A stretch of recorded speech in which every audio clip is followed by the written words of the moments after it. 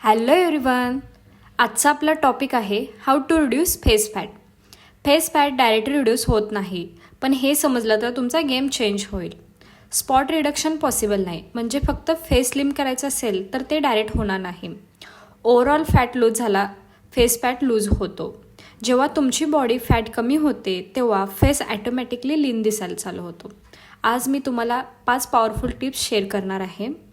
Calorie deficit maintain करा, म्हणजे थोडं कमी खा पण स्मार्ट खा. प्रोटीन इंटेक वाढवा, मसल मेंटेन राहील, फास्ट फॅट बर्न होईल. Salt and processed food avoid करा, कारण हे फूड तुमच्या फेसला पफी बनवतं. हायड्रेशन इज अंडररेटेड, वॉटरमुळे ब्लोटिंग कमी होते.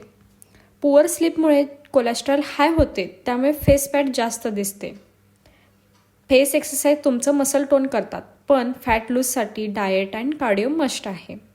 हे सगळं कन्सिस्टन्सी ठेवा, त्यामुळे 2 ते 3 वीकमध्ये तुम्हाला रिझल्ट विजिबल होईल. Thank you. Follow for more videos.